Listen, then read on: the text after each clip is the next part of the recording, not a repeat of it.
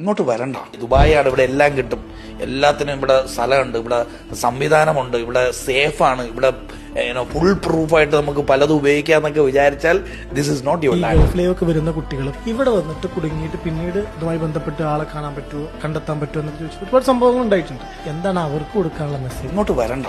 നിങ്ങൾ സിനിമയെ കണ്ട് ഇത് വലിക്കുന്നതും മറ്റേ കഞ്ചാവ് പിടിക്കുന്നതും കള്ള് കുടിക്കുന്നതും പുക വലിക്കുന്നതുമായിട്ടുള്ള ഒരു കൾച്ചർ ഇല്ലാത്തൊരു രാജ്യമാണിത്. ഇവിടെ ചോര നീര് ആക്കി വിയർപ്പ് നാക്കിന്റെ തുമ്പത്ത് തട്ടി അതിലൂടെ ചോറ് കഴിച്ചിട്ട് കിടന്നുറങ്ങുന്ന പ്രവാസികളുള്ള നാടാണ് ഇപ്പൊ വരുന്ന ഈ ജനറേഷൻ. ഇവിടെ വരുമ്പോഴത്തേക്ക് എക്സ്പെക്ടേഷൻ ദുബായ് ആണല്ലോ.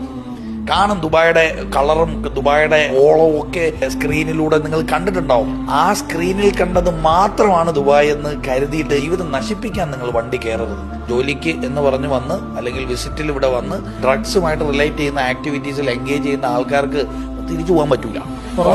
കോൺസിക്വൻസ് ഫേസ് ചെയ്തേ പറ്റുള്ളൂ. പുറം ലോകം കാണില്ല. ഇത് കൺട്രി ഈസ് ഡിഫറെന്റ്. നാട്ടിൽ ചിലപ്പോൾ ഊരിപ്പോവായിരിക്കും, ഇവിടെ അങ്ങനെ ഊരിപ്പോവാനൊന്നും പറ്റില്ല. ഇവിടുത്തെ സിസ്റ്റം അത് അനുവദിക്കില്ലെന്നേ. അതുകൊണ്ട് ക്ലീൻ ആയിട്ട് സേഫ് ആയിട്ട് സക്സസ്ഫുൾ ആയിട്ട് ലൈഫ് എൻജോയ് ചെയ്യണമെങ്കിൽ ഈ കൺട്രി എല്ലാ വാതിലും തുറന്നു തരും. ഫ്ലൈറ്റ് എടുക്കുന്നുണ്ടെങ്കിൽ സ്വപ്നം കാണാൻ ഫ്ലൈറ്റ് എടുത്തു, സ്വപ്നങ്ങൾ നടത്തി തരാൻ ഇവിടെ ഭരണാധികാരികളുണ്ട്, സ്വപ്നങ്ങൾ നേടിയെടുത്ത് തരാൻ ഇവിടെ കച്ചവടക്കാരുണ്ട്. അല്ലാത്ത പക്ഷം this is not your country.